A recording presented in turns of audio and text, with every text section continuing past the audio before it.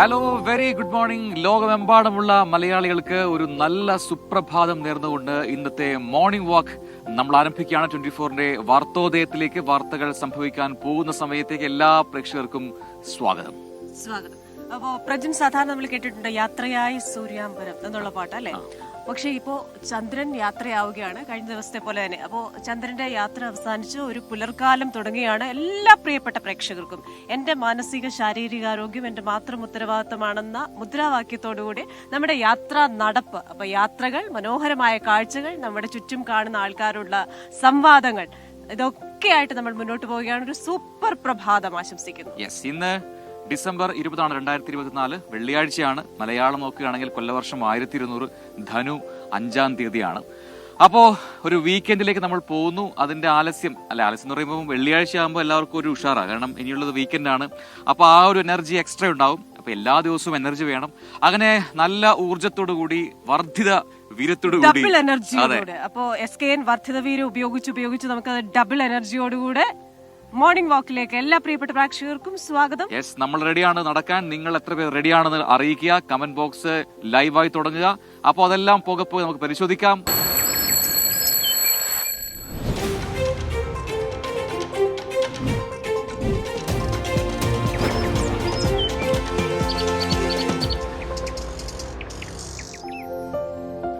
അപ്പൊ ഇന്ന് എന്തൊക്കെയാണ് പ്രധാനപ്പെട്ട വാർത്തകൾ, എന്തൊക്കെയാണ് നമ്മൾ ഫോക്കസ് ചെയ്യേണ്ടത് എന്ന് ഇപ്പോൾ പ്രേക്ഷകർക്ക് മനസ്സിലായി കാണും. ഇനി പറയാൻ പോകുന്ന അല്ലെങ്കിൽ പറയേണ്ട ഒരു കാര്യം നമ്മൾ മറന്നുപോയതാണ്.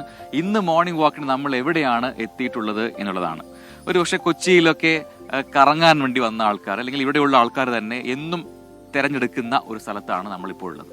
അതിസുന്ദരിയായ പിഴല എന്ന് പറയുന്ന സ്ഥലത്താണ് അതിസുന്ദരനും സുന്ദരിയുമായ പിഴലയിലാണ് നമ്മൾ നിൽക്കുന്നത്. അപ്പൊ പിഴല പാലത്തിലാണ് നമ്മൾ നിൽക്കുന്നത്. നമ്മുടെ മോർണിംഗ് വാക്ക് ഇവിടെ നിന്നാണ് തുടങ്ങുന്നത്. പിഴല എന്ന് പറയുമ്പോൾ അതിന്റെ സൗന്ദര്യം കൊണ്ട് നമ്മളെ ഭ്രമിപ്പിക്കുന്ന ഒരു പ്രദേശം കൂടിയാണ്. നമ്മുടെ കടമക്കുടിയുടെ ഒക്കെ ഒരു ഭാഗമാണ് പ്രദേശമാണ് പിഴല. കടമക്കുടി, കൊച്ചു കടമക്കുടി, പിഴല ഇതെല്ലാം ഉൾപ്പെടുന്ന ഒരു ദ്വീപ സമൂഹമാണ്. അപ്പൊ ഈ കടമക്കുടി ഭാഗത്തിന്റെ ഭരണ കേന്ദ്രം കൂടിയാണ് പിഴല എന്ന് പറയുന്നത്. മാത്രമല്ല എറണാകുളത്തിന് ഒരു കുട്ടനാട് എന്നറിയപ്പെടുന്ന രീതിയിൽ ഇവിടുത്തെ ഒരുപാട് പാടശേഖരങ്ങളുണ്ട്. അതേസമയം തന്നെ ഈ മേഖല അനുഭവിക്കുന്ന കുറെ പ്രശ്നങ്ങളുമുണ്ട്. മാലിന്യ പ്രശ്നമാണെങ്കിലും അത്, പിന്നെ നമ്മളിപ്പോൾ വന്നപ്പോൾ തന്നെ കണ്ടു, ഈ പാലത്തില് മുകളിൽ മൊത്തം കുറെ സ്ഥലങ്ങളിലായിട്ട് കുറെ തെരുവുനായ്ക്കളുണ്ട്. ഇപ്പോൾ നടക്കാൻ വരുന്നവർക്കും കാൽനടയായി പോകുന്നവർക്കൊക്കെ അത് വലിയ ബുദ്ധിമുട്ടാവുന്നുണ്ട് എന്നൊരു മറ്റൊരു, അങ്ങനെ പല വിഷയങ്ങളുണ്ട്. നമുക്ക് അതൊക്കെ പോകെ നോക്കാം. അപ്പൊ വാർത്തകളിലേക്കും നമുക്കൊന്ന് പോകേണ്ടതുണ്ട്. ആദ്യ വാർത്തയിലേക്ക് പോവുകയാണെങ്കിൽ തൊണ്ടിമുതൽ കേസിൽ ഇന്ന് വിചാരണ തുടങ്ങുമെന്ന വാർത്തയാണ്. മുൻ മന്ത്രിയും MLA-യുമായ ആന്റണി രാജു വിചാരണ കോടതിയിൽ ഹാജരായേക്കും. കേസിൽ ആന്റണി രാജു വിചാരണ നേരിടണമെന്നും 1 വർഷത്തിനുള്ളിൽ വിചാരണ പൂർത്തിയാക്കണമെന്നും സുപ്രീം കോടതി നിർദ്ദേശം നൽകിയിരുന്നു.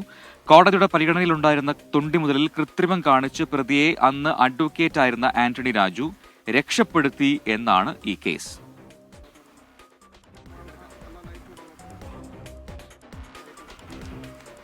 ഇനി മറ്റൊരു വാർത്തയിലേക്ക് വന്നു കഴിഞ്ഞാൽ നമ്മൾ രാഷ്ട്രീയ വാർത്തയിൽ ഏറ്റവും പ്രധാനപ്പെട്ട ഒരു വാർത്തയായി ഇന്ന് ഒരു പക്ഷേ ഇടം പിടിക്കാൻ പോകുന്നത് NCP-യിലെ മന്ത്രിസ്ഥാനത്തെ ചൊല്ലിയുള്ള തർക്കമാണ്, അല്ലേ? അതെ. അപ്പൊ ഈ തർക്കം മുറുകുന്നതിനിടെ തോമസ് MLA-ക്ക് മുഖ്യമന്ത്രിയെ കാണാൻ സമയം ലഭിച്ചിട്ടുണ്ട് എന്ന വാർത്ത വരുന്നുണ്ട്. ഞായറാഴ്ചയോ തിങ്കളാഴ്ചയോ കൂടിക്കാഴ്ചയ്ക്ക് സമയം അനുവദിക്കാമെന്നാണ് മുഖ്യമന്ത്രിയിൽ നിന്ന് ലഭിച്ചിരിക്കുന്ന ഉറപ്പ്. ജലദോഷമുള്ളതിനാൽ 2 ദിവസത്തേക്ക് മുഖ്യമന്ത്രി സന്ദർശകരെ അനുവദിക്കുന്നില്ല. തോമസ് ചാണ്ടിയുടെ ഓർമ്മ ദിനം പ്രമാണിച്ച് ഇന്ന് ആലപ്പുഴയിൽ നടക്കുന്ന വിവിധ പരിപാടികളിൽ തോമസിനും പങ്കെടുക്കേണ്ടതുണ്ട്. മുഖ്യമന്ത്രിയുമായുള്ള കൂടിക്കാഴ്ചയിൽ പ്രതീക്ഷ വെച്ചാണ് തോമസിന്റെ നീക്കം. മന്ത്രിമാറ്റം അനുവദിക്കാത്തതിലുള്ള NCP-യുടെ പ്രതികരണം മുഖ്യമന്ത്രി തോമസ് കൂടിക്കാഴ്ചയ്ക്ക് ശേഷമേ ഉണ്ടാകാൻ സാധ്യതയുള്ളൂ എന്നും അറിയുന്നു.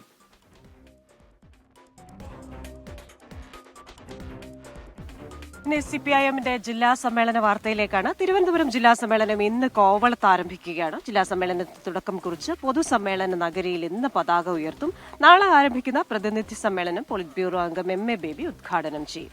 ജില്ലാ സെക്രട്ടറിയായി V. ജോയ് MLA തുടരുമെന്ന് ഏതാണ്ട് ഉറപ്പാണ്. പ്രായപരിധി മാനദണ്ഡത്തിൽ ഒഴിവാകുന്ന നേതാക്കൾക്ക് പകരമായി യുവ നേതാക്കൾ ജില്ലാ കമ്മിറ്റിയിലേക്ക് എത്തുന്നുണ്ട്. അപ്പോൾ ജില്ലാ സമ്മേളനങ്ങൾ വരുമ്പോൾ നേരത്തെയൊക്കെ ഉണ്ടായിട്ടുള്ള ഏരിയയിലും ലോക്കലിലൊക്കെ ഉണ്ടായിട്ടുള്ള വിഭാഗീയത, അതിലെ ഭിന്നത, അതൊക്കെ ജില്ലാ കമ്മിറ്റിയിൽ എങ്ങനെയാണ് ചർച്ചയാകുന്നത്, അതിലൊരു തീരുമാനങ്ങൾ ഉണ്ടാകുമോ? കാരണം എനിക്ക് തോന്നുന്നത് പല ജില്ലകളിലും ഈ പ്രശ്നങ്ങൾ നിലനിൽക്കുന്നുണ്ട്. അതൊക്കെ പാർട്ടി എങ്ങനെയാണ് കൈകാര്യം ചെയ്യുന്നത്, പരിഗണിക്കുന്നതെന്നൊക്കെ നമുക്ക് ജില്ലാ സമ്മേളനങ്ങളിലൂടെ അറിയാം. എന്തായാലും തിരുവനന്തപുരം ജില്ലയിൽ നടക്കുന്ന ജില്ലാ കമ്മിറ്റി യോഗത്തിന് അതിൻ്റെതായ പ്രാധാന്യവുമുണ്ട് രാഷ്ട്രീയമായി. ഇനി ഇനി നമ്മളെ ഏറ്റവും വേദനിപ്പിച്ച ഒരു വാർത്തയുടെ അപ്ഡേഷനിലേക്കാണ്. കോതമംഗലത്ത് 6 വയസ്സുകാരിയെ കൊലപ്പെടുത്തിയ രണ്ടാനമ്മയെ ഇന്ന് കോടതിയിൽ ഹാജരാക്കുകയാണ്. കേസിൽ ഇതുവരെ മറ്റു പ്രതികളില്ലെന്നാണ് പോലീസിന്റെ നിഗമനം. ചെറിയ ചോദ്യം ചെയ്യുന്നുണ്ട്. കൊലപാതകത്തിൽ പിതാവ് അജാസ് ഖാന് പങ്കില്ല എന്നാണ് പോലീസിന്റെ നിഗമനം. സ്വന്തം കുട്ടി അല്ലാത്തതിനാൽ ഒഴിവാക്കാനായിരുന്നു കൊലപാതകമെന്ന് അനീസ, അതായത് രണ്ടാനമ്മ, പോലീസിന് മൊഴി നൽകിയിരിക്കുകയാണ്. എന്തായാലും അതിൽ കൂടുതൽ അന്വേഷണം നടത്തേണ്ടതുണ്ട് എന്നാണ് ഇപ്പോൾ പോലീസും തീരുമാനിച്ചിരിക്കുന്നത്. അപ്പോൾ അതൊക്കെയാണ് പ്രധാനപ്പെട്ട വാർത്തകൾ. വൈകി വന്ന പ്രേക്ഷകർക്കായി ഒരിക്കൽ കൂടി പറയുന്നു, മോർണിംഗ് വാക്കിനായി നമ്മൾ ഇന്ന് തിരഞ്ഞെടുത്തിരിക്കുന്നത് നമ്മുടെ പിഴല പാലമാണ്. പിഴല പാലം, ഒപ്പം ഈ പാലത്തിനോട് ചേർന്നുള്ള പ്രദേശങ്ങൾ, അവിടേക്ക് ഒരു നടത്തമാണ് നമ്മൾ ഇന്ന് ഉദ്ദേശിക്കുന്നത്. ആ സമയത്ത് ഇത് മനോഹര ദൃശ്യങ്ങൾ പ്രേക്ഷകരിലേക്ക് എത്തിക്കാൻ കഴിയുമെന്ന് പ്രതീക്ഷിക്കുന്നു. ഇപ്പോൾ നല്ല ഇരുട്ടാണ്, കുറച്ചുകൂടെ കഴിഞ്ഞു കഴിഞ്ഞാൽ വെട്ടമൊക്കെ വരും. അപ്പോൾ നിങ്ങൾക്ക് ഇതിന്റെ ബ്യൂട്ടി, ഇതിന്റെ മനോഹാരിത കാണിച്ചു തരാം. അതെ, പിഴലയിൽ പാടില്ല എന്നൊരു ചൊല്ലുണ്ട്. അതായത് ഇവിടെ എന്ത് വെച്ചാലും, അതായത് ഈ മണ്ണ് ചതിക്കില്ല എന്നാണ്. പക്ഷെ ഇവിടെ കൃഷി ഉണ്ട്, ചെമ്മീൻ കെട്ടുകളുണ്ട്, ചീനവലകളുണ്ട്. ഇതൊക്കെ പോലും ഇവരുടേതായിട്ടുള്ള ചില പ്രാധാന്യങ്ങളുണ്ട്. അപ്പൊ അതിലേക്ക് നമ്മൾ വരുന്നതിന് മുമ്പ് ഒന്ന് നമുക്ക് തിരുവനന്തപുരത്ത് പോയി ആ മഹാ ഉത്സവത്തിന് കൊടിയിറങ്ങുന്ന വാർത്തയിലേക്കൊന്ന് പോവാം. 29ാമത് കേരള രാജ്യാന്തര ചലച്ചിത്രമേളയ്ക്ക് ഇന്ന് തിരശ്ശീല വീഴുകയാണ്. മുഖ്യമന്ത്രി പിണറായി വിജയൻ ഉദ്ഘാടനം ചെയ്യുന്ന സമാപന സമ്മേളനത്തിൽ spirit of the cinema award സംവിധായിക പായൽ കപാടിക്ക് സമ്മാനിക്കും. പായൽ കപാടി ആരാണെന്ന് പ്രേക്ഷകർക്ക് പറയേണ്ടതില്ല. കാരണം നമ്മുടെയൊക്കെ അഭിമാനമായ ചിത്രം all we imagine as light എന്ന് പറയുന്ന ചിത്രം, പ്രഭയായി നനയിച്ചതെല്ലാം എന്ന ചിത്രം, ആ ചിത്രത്തിന്റെ സംവിധായികയാണ് പായൽ കപാടിയ. 2 ഗോൾഡൻ ഗ്ലോബ് നോമിനേഷൻസ് നേടിയ ചിത്രം കൂടിയാണ് എന്നറിയുക. അപ്പോൾ അതിന്റെ സംവിധായകൻ നമ്മുടെ നാട്ടിലേക്ക് എത്തുന്നു, IFFKയിൽ പങ്കെടുക്കുന്നു, ഇന്ന് അവാർഡ് വാങ്ങാൻ വരുന്നു. ഇതൊക്കെയാണ് പ്രത്യേകത. എന്തായാലും വലിയ വിവാദങ്ങളൊന്നും ഉണ്ടാകാതെയാണ് ഇത്തവണ ഈ ചലച്ചിത്രമേള IFFK പൂർത്തിയാകുന്നത് എന്നതും ശ്രദ്ധേയം.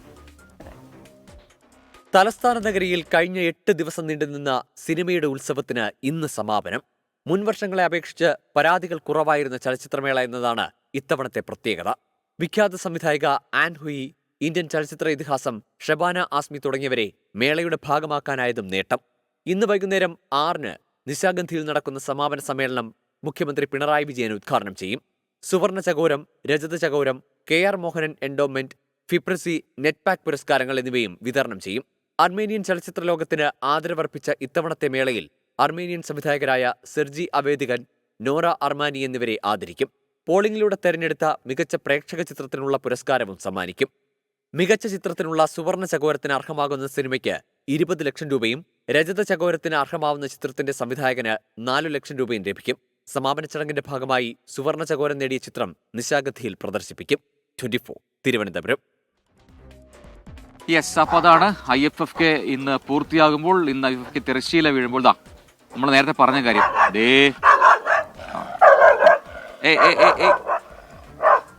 അപ്പോ ഇവിടെ ഈ തെരുവുനായ ശല്യമുണ്ട്. അത് ഈ പറയുന്ന പോലെ നടക്കാനിറങ്ങുന്നവർക്ക് നേരെ ഒരു ചെറിയ സംശയമൊക്കെ തോന്നിക്കഴിഞ്ഞു കഴിഞ്ഞാൽ അവർ ചാടി കുറച്ചുകൊണ്ടങ്ങ് ചെല്ലുകയാണ്. പക്ഷെ വലിയ അക്രമകാരികളൊന്നും അല്ല, എന്നാൽ പോലും ഇത് ഒരു ബുദ്ധിമുട്ടാണ് നടക്കാനിറങ്ങുന്നവർക്ക്. നിലവിൽ രമ്യതയോടെയൊക്കെ പെരുമാറുന്നുണ്ട്. ഇനി പോകെ പോകെ അത് മാറുമോ എന്ന് നമുക്ക് കണ്ടറിയാം. അതായത് ഇതൊരു പ്രശ്നം തന്നെയാണ്. പാലത്തിലൂടെ നടന്നു പോകുന്ന ആൾക്കാർക്ക് നേരെ ഇങ്ങനെ പാഞ്ഞെടുക്കുന്ന നമ്മൾ കുറെ നേരമായിട്ട് കാണുന്നു. വലിയ ഉപദ്രവമില്ല, പക്ഷെ കുറച്ചുകൊണ്ട് ചാടുന്നുണ്ട്. അത് വലിയ പ്രശ്നമാണല്ലോ. അതെ, തീർച്ചയായിട്ടും. അപ്പോൾ നമുക്ക് ഡൽഹിക്കൊന്ന് പോയാലോ? ഡൽഹിയിൽ ബൽറാം വെയിറ്റ് ചെയ്യുന്നുണ്ട്. ഇന്ന് പാർലമെന്റിന്റെ ശീതകാല സമ്മേളനം സമാപിക്കുകയാണ്. അപ്പോൾ എന്തൊക്കെയാണ് ഇന്ന് സംഭവിക്കുന്നത്? ചില വിവാദ വിഷയങ്ങളൊക്കെ ഉണ്ട്. അതൊക്കെ നമുക്കൊന്ന് ബൽറാമിനോട് ചോദിച്ചാലോ? Balram, very good morning. നല്ല തണുപ്പത്ത് നിൽക്കുകയാണെന്ന് മനസ്സിലാകുന്നു. PCR അങ്ങനെ പറഞ്ഞു. അപ്പോൾ നല്ല തണുപ്പുണ്ടെന്നറിയാം. അപ്പോൾ ആദ്യം ഡൽഹിയിലെ കാലാവസ്ഥ, അതിനുശേഷം നമുക്ക് വാർത്തയിലേക്ക് വരാം.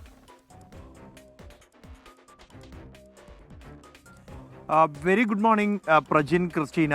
ഡൽഹിയിൽ കടുത്ത തണുപ്പാണ്. കഴിഞ്ഞ ഒരാഴ്ചയോളമായി ഡൽഹിയിൽ ശീതതരംഗം അനുഭവപ്പെടുന്നുണ്ട്. ഒപ്പം താപനില 6 ഡിഗ്രിക്കും 4 ഡിഗ്രിക്കും ഇടയിലാണ് ഈ കഴിഞ്ഞ 3 ദിവസമായി. ഒപ്പം തന്നെ ഏറ്റവും വലിയ പ്രശ്നമായി മാറിയിരിക്കുന്നത് കടുത്ത മൂടൽമഞ്ഞും ഒപ്പം തന്നെ മലിനീകരണം വീണ്ടും അതീവ രൂക്ഷമാവുകയും GRIP 4 മാനദണ്ഡങ്ങൾ വീണ്ടും ഡൽഹിയിൽ നടപ്പാക്കുകയും ചെയ്തിരിക്കുന്നു എന്നുള്ളതാണ്. ഈ 4 ദിവസമായും ഈ മലിനീകരണത്തിന് വലിയ വ്യത്യാസമുണ്ടാകുന്നില്ല. അതേസമയം ഡൽഹിയിലെ രാഷ്ട്രീയ കാലാവസ്ഥ എന്നുള്ളത് ഏറെ ചൂടുപിടിച്ചതാണ്. പ്രത്യേകിച്ച് പാർലമെന്റ് സമ്മേളനം നടക്കുന്നു എന്നുള്ളത് തന്നെയാണ് ഈ രാഷ്ട്രീയ കാലാവസ്ഥ അവസ്ഥയെ മാറ്റിമറിച്ചിരിക്കുന്നത്. കഴിഞ്ഞ ദിവസം രാജ്യം മുഴുവൻ കണ്ടതാണ് പാർലമെന്റ് വളപ്പിനുള്ളിൽ ചരിത്രത്തിൽ ഇതുവരെയും കാണാത്ത തരത്തിലുള്ള സംഘർഷ രംഗങ്ങളാണ് അരങ്ങേറിയത്. ഭരണ പ്രതിപക്ഷങ്ങൾ തമ്മിൽ മുഖാമുഖം നിന്ന് മുദ്രാവാക്യം വിളിക്കുന്നു, പിന്നീട് അത് കയ്യാങ്കളിയിലേക്ക് എത്തുന്നു. പോലീസ് കേസ് ഉൾപ്പെടെ ലോക്സഭയിലെ പ്രതിപക്ഷ നേതാവിനെതിരെ നൽകുന്ന സാഹചര്യം ഉണ്ടാകുന്നു. ആ BJP അംഗങ്ങൾ, ഒരു വനിതാ MP അടക്കമുള്ള അംഗങ്ങൾ നൽകിയ പരാതിയിൽ രാഹുൽ ഗാന്ധിക്കെതിരെ കേസ് രജിസ്റ്റർ ചെയ്തിരിക്കുകയാണ് ഡൽഹി പാർലമെന്റ് സ്ട്രീറ്റ് പോലീസ് സ്റ്റേഷനിൽ. അദ്ദേഹത്തിനെതിരെ 6 വകുപ്പുകൾ ചുമത്തിക്കൊണ്ടാണ് കേസ് എടുത്തിരിക്കുന്നത്. അതിൽ ഒന്ന് ജാമ്യമില്ലാ വകുപ്പ്, BNS 117 വകുപ്പും അദ്ദേഹത്തിനെതിരെ ചുമത്തിയിട്ടുണ്ട് എന്നുള്ളതാണ്. മനഃപൂർവ്വം ഒരാളെ മുറിവേൽപ്പിക്കാൻ അല്ലെങ്കിൽ പരിക്കേൽപ്പിക്കാൻ ശ്രമിക്കുക എന്നുള്ള വകുപ്പാണ് 117. അതടക്കമുള്ള വകുപ്പുകൾ അദ്ദേഹത്തിനെതിരെ ചുമത്തിയിരിക്കുന്നു. എന്നാൽ അതിനെ രാഷ്ട്രീയമായി നേരിടാനുള്ള തീരുമാനമാണ് കോൺഗ്രസിനുള്ളത്. ഔപചാരികമായി പോലീസ് ഇതുവരെയും കേസെടുത്ത കാര്യം അറിയിച്ചിട്ടില്ല എന്നാണ് കോൺഗ്രസ് വൃത്തങ്ങൾ വ്യക്തമാക്കുന്നത്. അതേസമയം ഈ പശ്ചാത്തലമെല്ലാം നിൽക്കുമ്പോഴാണ് പാർലമെന്റ് ഇന്ന് വീണ്ടും ചേരുന്നത്. ഇന്ന് പാർലമെന്റ് സമ്മേളനം അവസാനിക്കുകയാണ്.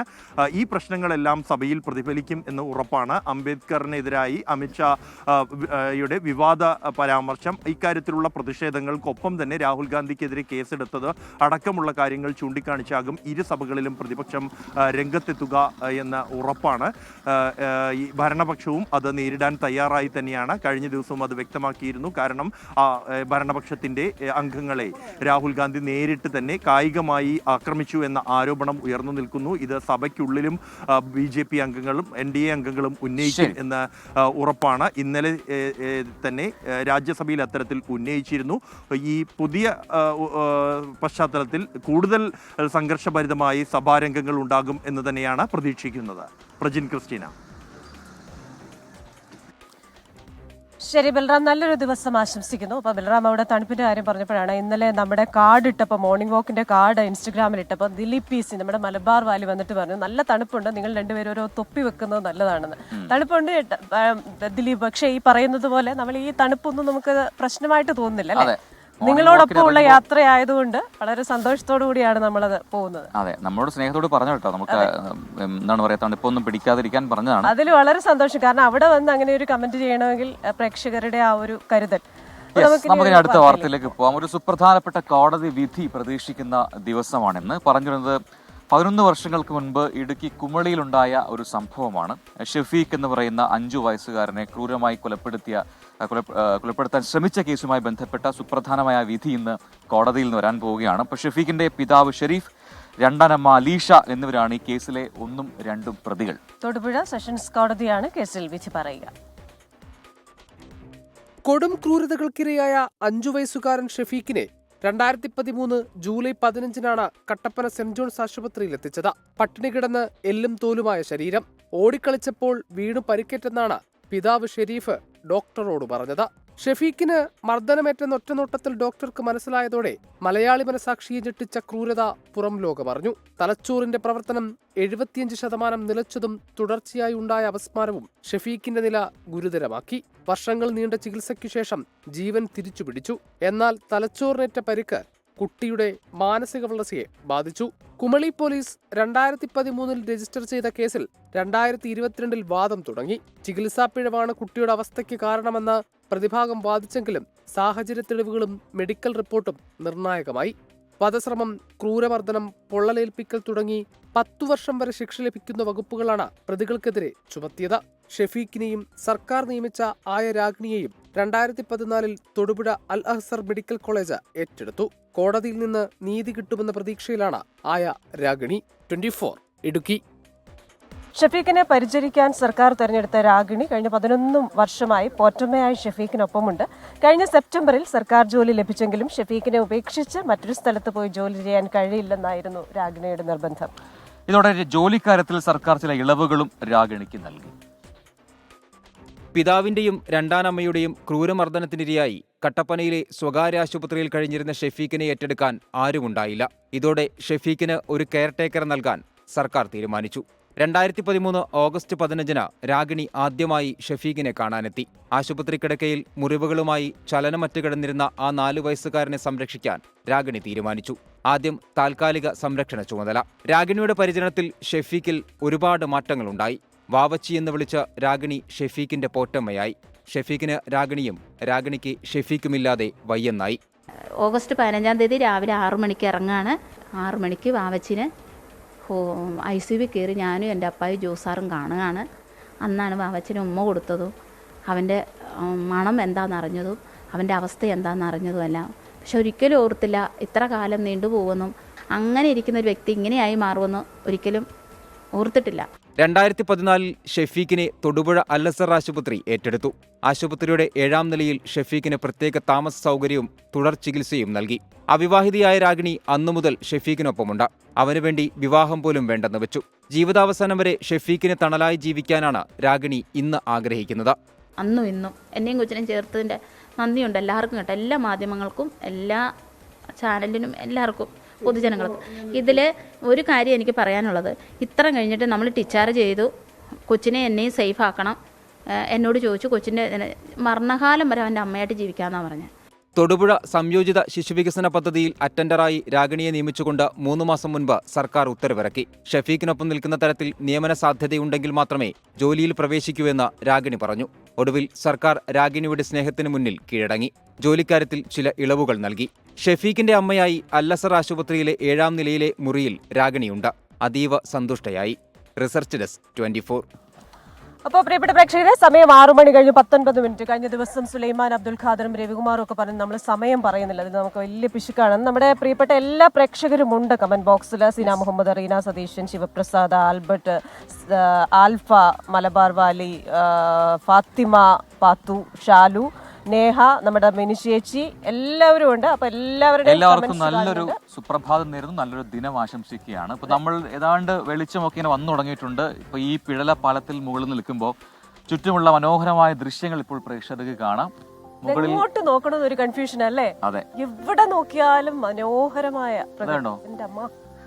പാതിരാ പാൽക്കടലിൽ അമ്പിളിപ്പൂന്തോണി തുഴയാതെ തുഴയുകയായി സ്നേഹാർദ്ര നക്ഷത്രം, കാറ്റിന്റെ മർമരമിളകി വാസന്തമായി വീണക്കുടങ്ങളിലൊഴുകി രാഗാമൃതം, പാതിരാ പാൽക്കടവിൽ അമ്പിളിപ്പൂന്തോണി തുഴയാതെ തുഴയുകയായി സ്നേഹാർദ്ര നക്ഷത്രം.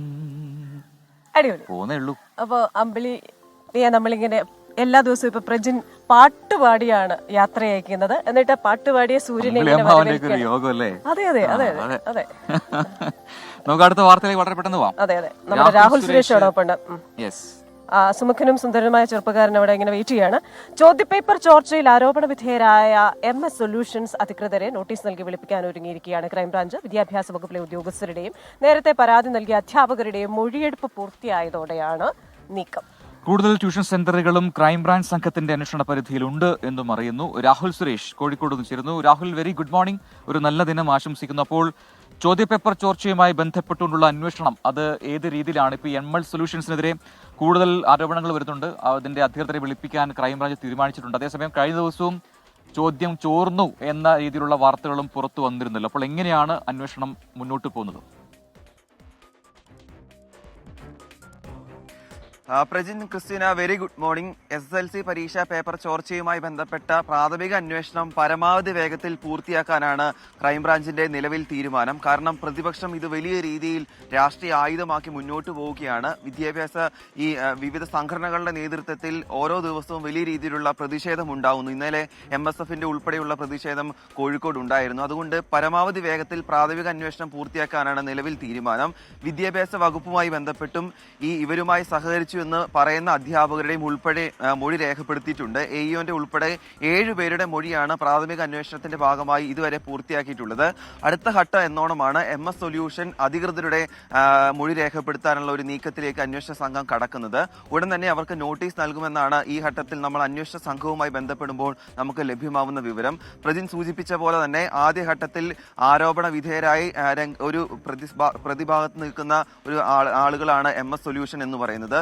MS സൊല്യൂഷൻ യൂട്യൂബ് ചാനലിലൂടെ പുറത്തുവിട്ട ചോദ്യങ്ങളും അവർ പറയുന്ന ഭാഗങ്ങളിൽ നിന്നും ചോദ്യങ്ങൾ SSLC പരീക്ഷയിൽ വന്നു എന്നാണ് പ്രധാനപ്പെട്ട ആരോപണമായി നിലനിൽക്കുന്നത്. അതുകൊണ്ട് അവർക്ക് നോട്ടീസ് നൽകി മൊഴി രേഖപ്പെടുത്താനാണ് നിലവിലെ തീരുമാനം. അതുമാത്രമല്ല, കൂടുതൽ ട്യൂഷൻ സെന്ററുകൾക്കും നോട്ടീസ് നൽകാൻ അന്വേഷണ സംഘത്തിന്റെ ഒരു തീരുമാനമുണ്ട്. ഓരോ ദിവസവും അതുമായി ബന്ധപ്പെട്ട യോഗങ്ങൾ ക്രൈംബ്രാഞ്ച് പൂർത്തിയാക്കുന്നുണ്ട്. ഇന്നലെയും ക്രൈംബ്രാഞ്ചിന്റെ യോഗം കോഴിക്കോട് ചേർന്നിരുന്നു. പ്രാഥമിക അന്വേഷണം പൂർത്തിയാക്കി റിപ്പോർട്ട് സമർപ്പിച്ച ശേഷമാകും FIR രജിസ്റ്റർ സുരേഷാണ് വിശദാംശങ്ങളുമായി ചേർന്നത്.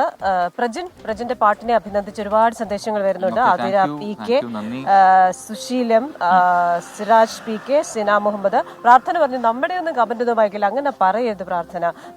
മിനി ബാബു പറയുന്നു പ്രജിൻ ഒന്ന് കൈനീട്ടിക്ക് ഒരു ഷിഖാന്റ് തരാനാണ് എന്ന്. അപ്പോ എല്ലാവർക്കും താങ്ക് യു. പ്രജിൻ പാട്ട് നന്നായിട്ട്. പക്ഷെ നമ്മുടെ റിയാസ് ഒരു സംശയം എനിക്കുന്നുണ്ട്, ഇത് നിങ്ങൾ തന്നെയാണോ പാടുന്നത്? അപ്പൊ അത് സംശയം മാറ്റണമെങ്കിൽ ഞാൻ പാടണം, അപ്പൊ അവർക്ക് അതിന്റെ വൃത്തികേട് മനസ്സിലാവും. അങ്ങനെയൊന്നുമില്ല, ക്രിസ്ത്യൻസ് നന്നായിട്ട് പാടുന്നതാണ്. അപ്പൊ പോകെ പോകെ ആ പാട്ട് നമുക്ക് പ്രതീക്ഷിക്കാം. ഇത് നമ്മൾ നേരത്തെ പറഞ്ഞ ആ കാര്യം കൂടി കാണിച്ചിട്ട് പ്രേക്ഷകരെ ഒന്ന് കാണിച്ചിട്ട് നമുക്ക് ബ്രേക്ക് എടുക്കാനുണ്ടോ. തെരുവ് നായ്ക്കൾ ഈ എന്താ പറയാ പിഴല പാലത്തിൽ ഇങ്ങനെ അടക്കി വാഴുന്നുണ്ട്. ഒന്നും രണ്ടും അല്ല, എനിക്ക് തോന്നുന്നു കുറെ എണ്ണം ഉണ്ട്. നമ്മളിപ്പോ നടന്നു പോകുന്നതിന് തൊട്ട് മുന്നിലായിട്ട് നമുക്ക് കാണാം, കുറെ നായ്ക്കളെ കാണാം. ഇതെല്ലാം ഇങ്ങനെ ഇവിടെ ഒരു പ്രശ്നമായിട്ടുണ്ട് എന്നുള്ളതാണ്. അപ്പൊ ഇത് അധികൃതരെ എത്രയും പെട്ടെന്ന് ഇതിലൊരു ഇടപെടൽ ഉണ്ടാവണം. കാരണം ഒരുപാട് പേർ കാൽനടയായി നടന്നു പോകുന്ന ഒരു പാലമാണ്, അവിടെയാണ് ഇത്രയും നായ്ക്കളുള്ളത്. അപ്പൊ അതൊരു പ്രശ്നം തന്നെയാണ്. നമ്മളിങ്ങനെ നടന്നു വരുമ്പോ നമ്മുടെ തന്നെ ശബ്ദം കേട്ടുകൊണ്ടാണ് ഇങ്ങോട്ട് വരുന്നത്. അപ്പൊ നമ്മൾ നോക്കുമ്പോ ഈ ചേട്ടൻ ഇവിടെ 24 കണ്ടോണ്ടിരിക്കുക. ചേട്ടൻ പേരെന്താ? ചേട്ടാ, ഞാൻ സൗണ്ട് കുറച്ച് അല്ലെങ്കിൽ നമുക്ക് മൊത്തത്തില് പ്രേക്ഷകർ വിചാരിക്കും എന്താണ് സംഭവിക്കുന്നത് എന്നുള്ളത്. അപ്പോൾ നമ്മുടെ പിഴല പാലത്തിലാണുള്ളതെന്ന് അറിയാം. മോർണിംഗ് വാക്കിന് ഇങ്ങനെ നടന്ന് പാലത്തിന്റെ അറ്റത്തെത്തിയപ്പോ ഇവിടെയാണ് ഈ കുഞ്ഞു കടയുള്ളത്. ചേട്ടാ, അപ്പം എത്ര മണിക്ക് തുറക്കും? ഞാൻ ഒരു 5:15 ആകുമ്പോൾ തുറക്കും. ഇവിടെ തന്നെയാണ് വീട്? ഇവിടെ തന്നെ. ഈ നമ്മളിങ്ങനെ വന്നപ്പോഴേ ആദ്യം തന്നെ നമ്മളെ സ്വീകരിച്ചത് കുറെ നായ്ക്കളാണ് ഇവിടെ. അപ്പൊ ഇതെല്ലാരെയും എനിക്ക് തോന്നുന്നു മുണ്ടെടുത്ത ആൾക്കാരുടെയൊക്കെ നേരെ ചാടുന്നുണ്ട്. ഇത് പ്രശ്നക്കാരനാണ് ഇവിടെ? ഇല്ല, ഇവിടെയുള്ള ഈ നായ്ക്കളൊന്നും കുഴപ്പമില്ല. ഇതിപ്പോ എവിടെ നിന്ന് വരണം പുതിയത് വന്നിട്ടുണ്ട് ഈ സാധനം. അതാണ്, ഇവിടെ ആരും അങ്ങനെ ഉപദ്രവിക്കാറില്ല. ഈ പാലത്തിലൂടെ ഇപ്പൊ പറയുമ്പോൾ ഇവിടെ ഒരുപാട് പേര് ഫോട്ടോഷൂട്ടിനൊക്കെ ആയിട്ട് വരുന്നുണ്ട് എന്ന്. വൈകുന്നേരങ്ങളിലൊക്കെ ഒരുപാട് ആൾക്കാരുണ്ട്, രാവിലെയൊക്കെ. എന്താണ് ഈ ഒരു പിഴയുടെ ഇപ്പോഴത്തെ ഒരു സ്ഥിതി? ഇവിടെ പ്രശ്നങ്ങളുണ്ടെന്ന് പറയുന്നു, മാലിന്യ പ്രശ്നങ്ങളൊക്കെ ഉണ്ടെന്ന് ഇങ്ങനെ വാർത്തകൾ കണ്ടിരുന്നു. അങ്ങനെയൊക്കെ ഉണ്ടോ? കുറച്ച് മാലിന്യ പ്രശ്നങ്ങളൊക്കെ ഉണ്ട്. ആളുകൾ ഇങ്ങനെ പുറത്തുനിന്നൊക്കെ ഉള്ള ആൾക്കാർ കുറച്ചേ കൊണ്ടുവന്നൊക്കെ ഇടാറുണ്ട്. അല്ലാതെ അങ്ങനെ വലിയ ഗുരുതരമായ കുഴപ്പമൊന്നുമില്ല.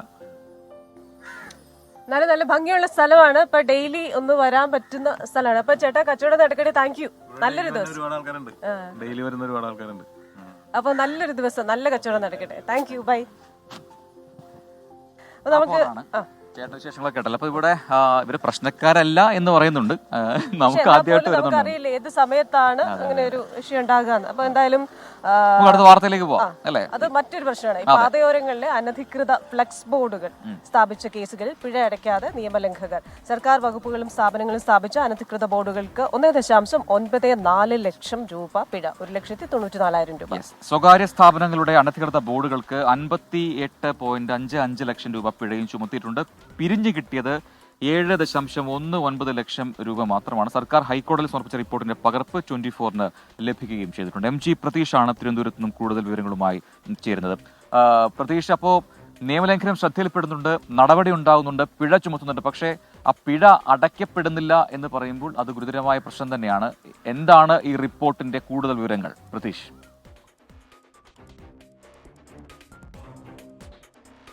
Prajan, Christina, good morning. നിലവിൽ ഈ സംസ്ഥാനം നേരിടുന്ന വലിയൊരു സാമൂഹിക വിപത്ത് തന്നെയാണ് ഈ നിരത്തുകളിൽ സ്ഥാപിച്ചിരിക്കുന്ന അനധികൃത ഫ്ലെക്സ് ബോർഡുകളും ഒപ്പം ഈ കൊടിതോരണങ്ങളും. കാരണം പൊതുജനങ്ങൾക്ക് സ്വൈര്യവിഹാരമടക്കം തടസ്സപ്പെടുത്തിക്കൊണ്ടാണ് പലയിടങ്ങളിലും അനധികൃതമായി ഇത് സ്ഥാപിച്ചിരിക്കുന്നത്. കഴിഞ്ഞ കുറച്ച് ദിവസങ്ങളായി ഇതിനെതിരെ വലിയ പരിശോധനകളും നടപടികളും സർക്കാരിന്റെ ഭാഗത്ത് നിന്ന് ഉണ്ടായിട്ടുണ്ട്. ഇതിൽ 2 ദിവസം മുമ്പാണ് ഹൈക്കോടതി അനുവദിച്ച ഒരു അന്ത്യശാസനം അല്ലെങ്കിൽ ആ ഒരു സമയപരിധി അവസാനിച്ചത്. പക്ഷേ ഈ നിരത്തുകളിൽ ഏകദേശം 95% ഫ്ലക്സ് ബോർഡുകൾ സംസ്ഥാനത്തിന്റെ വിവിധ ഭാഗങ്ങളിൽ നിന്ന് തദ്ദേശ സ്ഥാപനങ്ങൾ നീക്കം ചെയ്തിട്ടുണ്ട്. പക്ഷേ ഇപ്പോൾ പുറത്തു വരുന്ന പ്രധാനപ്പെട്ട കാര്യം, ഈ പിഴ ഈടാക്കാനായിരുന്നു കർശന നിർദ്ദേശം. ഈ തദ്ദേശ സ്ഥാപനങ്ങൾ വിവിധ സർക്കാർ വകുപ്പുകൾക്കും മറ്റ് സ്വകാര്യ സ്ഥാപനങ്ങൾക്കും പിഴ ചുമത്തിയെങ്കിലും ഈ പിഴ അടയ്ക്കുന്നതിൽ വലിയ അലംഭാവമുണ്ട് എന്നതാണ് കണക്കുകൾ വ്യക്തമാക്കുന്നത്. സർക്കാർ തന്നെ ഹൈക്കോടതിയിൽ നൽകിയ കണക്കുകളാണ് ഇത് സൂചിപ്പിക്കുന്നത്. കാരണം സർക്കാർ വകുപ്പുകളും വിവിധ സർക്കാർ സ്ഥാപനങ്ങളും അനധികൃതമായി ഫ്ലക്സ് ബോർഡ് ബോർഡുകൾ സ്ഥാപിച്ച വകയിൽ 1.94 ലക്ഷം രൂപ പിഴ ചുമത്തി എന്നതാണ് സർക്കാരിന്റെ തന്നെ റിപ്പോർട്ടുകൾ സൂചിപ്പിക്കുന്നത്. സ്വകാര്യ സ്ഥാപനങ്ങളുടെ അനധികൃത ഫ്ലക്സ് ബോർഡുകൾക്ക് 58 ലക്ഷം രൂപയാണ് പിഴ ചുമത്തിയത്. പക്ഷേ ഈ 58 ലക്ഷം രൂപ പിഴ ചുമത്തിയപ്പോൾ പിരിഞ്ഞു കിട്ടിയത് 7.19 ലക്ഷം രൂപ മാത്രമാണ് എന്നതാണ് സർക്കാർ പ്രധാനമായും പറയുന്ന കാര്യം. ഒപ്പം ഈ രാഷ്ട്രീയ പാർട്ടികളുടെ അനധികൃത ബോർഡുകൾക്ക് 48 ലക്ഷം രൂപ തദ്ദേശ സ്ഥാപനങ്ങൾ പിഴ ചുമത്തിയപ്പോൾ 7000 രൂപയാണ് ഇതുവരെ പിരിച്ചെടുത്തിട്ടുള്ളത്. വിവിധ സംഘടനകൾ സ്ഥാപിച്ച ബോർഡുകൾക്ക് 27 ലക്ഷം രൂപ പിഴ ചുമത്തിയപ്പോൾ 32,400 രൂപയാണ് പിരിച്ചെടുത്തത്. അതായത് ഈ പിഴ പിരിച്ചെടുക്കുന്നതിലടക്കം ഒരു ലാഘവം, ഒരു അലംഭാവം ഉണ്ട് എന്നതാണ് കണക്കുകൾ സൂചിപ്പിക്കുന്നത്. മറ്റൊരു പ്രധാനപ്പെട്ട കാര്യം, ഞാനിപ്പോൾ നിൽക്കുന്നത് തിരുവനന്തപുരം പുത്തരിക്കണ്ടം മൈതാനത്താണ്. ഈ സംസ്ഥാനത്ത് അല്ലെങ്കിൽ തിരുവനന്തപുരം ജില്ലയിലെ മാത്രം ഈ അനധികൃത ഫ്ലക്സ് ബോർഡുകൾ എത്രത്തോളം ഉണ്ട് എന്നതിൻ്റെ ഒരു ഉദാഹരണം കൂടി ഈ ദൃശ്യങ്ങളിൽ വ്യക്തമാണ്. കാരണം ഈ തിരുവനന്തപുരം നഗരത്തിന്റെ വിവിധ ഭാഗങ്ങളിൽ സ്ഥാപിച്ച അനധികൃത ഫ്ലക്സ് ബോർഡുകളാണ് ഈ പുത്തരിക്കണ്ടം മൈതാനത്ത് കൂട്ടിയിട്ടിരിക്കുന്നത്. കാരണം അത്രത്തോളം വലിയൊരു അളവിലാണ് ഈ ഫ്ലക്സ് ബോർഡുകൾ ഇവിടെ കൊണ്ടുചെന്ന് ഇട്ടിരിക്കുന്നത്. കോർപ്പറേഷനും വിവിധ തദ്ദേശ സ്ഥാപനങ്ങളും പല സ്ഥലങ്ങളിൽ നിന്ന് ഈ ഇളക്കിക്കൊണ്ടുവന്നാണ് ഈ പുത്തരിക്കണ്ടം മൈതാനത്ത് നിക്ഷേപിച്ചിരിക്കുന്നത്. പ്രജിൻ, ക്രിസ്റ്റീന.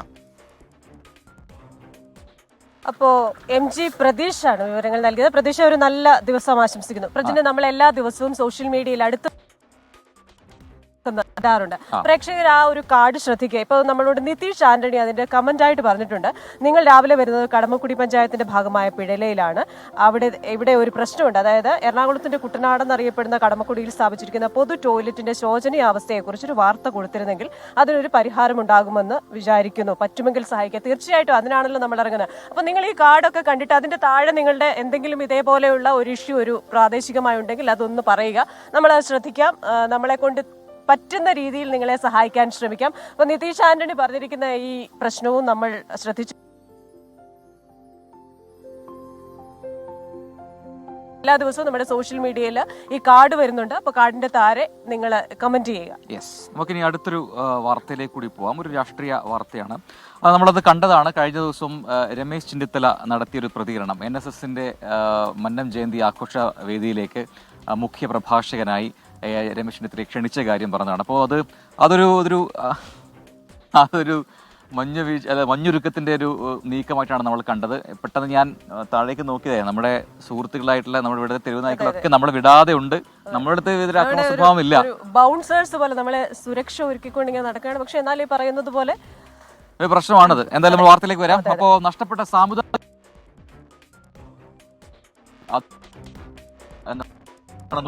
പ്രതിപക്ഷ നേതാവ് VD സതീശന് മാരാമൺ കൺവെൻഷനിൽ ഒപ്പം 11 വർഷത്തെ ഇടവേളയ്ക്ക് ശേഷം NSS ആസ്ഥാനത്തെ മന്നം ജയന്തി ആഘോഷത്തിൽ രമേശ് ചെന്നിത്തലയ്ക്കും ക്ഷണം ലഭിച്ചത് അതിന്റെ സൂചനയായി കൂടി കാണുന്നുണ്ട്. കോൺഗ്രസിൽ നിന്ന് ശശി തരൂർ മാത്രമാണ് പ്രസിദ്ധമായ മാരാമൺ കൺവെൻഷനിൽ പ്രസംഗിച്ചിട്ടുള്ളത്. രാഷ്ട്രീയ നേതാക്കളിൽ C അച്യുതമേനോനും പമ്പാമണപ്പുറത്ത് നടക്കുന്ന കൺവെൻഷനിൽ സംസാരിക്കാൻ അവസരം ലഭിച്ചു. ഏഷ്യയിലെ ഏറ്റവും വലിയ ക്രൈസ്തവ സുവിശേഷ കൂട്ടായ്മയായ മാരാമൺ കൺവെൻഷനിൽ പ്രസംഗിക്കാൻ ക്ഷണം ലഭിച്ചത് പ്രതിപക്ഷ നേതാവ് VD സതീശന് ലഭിച്ച വലിയ അംഗീകാരമാണ്. രാഷ്ട്രീയത്തിനപ്പുറമുള്ള വേദികളിലേക്ക് ക്ഷണിക്കപ്പെടാനും അവിടെ സംസാരിക്കാനും ശേഷിയുള്ള നേതാക്കൾ ഉണ്ടാവുക എന്നത് കോൺഗ്രസിനും അഭിമാനകരം. NSS ആസ്ഥാനത്തെ പരിപാടിയിലേക്ക് രമേശ് ചെന്നിത്തലയ്ക്ക് ക്ഷണം ലഭിച്ചതും ഇതേ സമയത്ത് തന്നെയാണെന്നത് ശ്രദ്ധേയം. താക്കോൽ സ്ഥാനം സംബന്ധിച്ച ജനറൽ സെക്രട്ടറി G സുകുമാരൻ നായരുടെ പ്രസ്താവനയെ അനുകൂലിക്കാത്തതിന്റെ പേരിൽ കഴിഞ്ഞ 11 വർഷമായി ചെന്നിത്തലയ്ക്ക് പെരുന്നയിലെ പരിപാടിയിലേക്ക് ക്ഷണമില്ല. എന്നാൽ പഴയ പരിഭവം മാറ്റിവെച്ച് സമുദായ നേതൃത്വം ചെന്നിത്തലയെ മന്നം ജയന്തിയിലേക്ക് ക്ഷണിക്കുമ്പോൾ ചെന്നിത്തല കോൺഗ്രസ് രാഷ്ട്രീയത്തിൽ വീണ്ടും ശക്തനാകുന്നതിന്റെ സൂചന കൂടിയാണ്. നിയമസഭാ തെരഞ്ഞെടുപ്പിന് 1 വർഷം ബാക്കി നിൽക്കെ സാമുദായിക പിന്തുണ പ്രകടമാകുന്ന ഈ നീക്കങ്ങൾ കോൺഗ്രസിന്റെ ആഭ്യന്തര രാഷ്ട്രീയത്തിൽ എങ്ങനെ പ്രതിഫലിക്കുമെന്നതാണ് ആകാംക്ഷ. 24 തിരുവനന്തപുരം.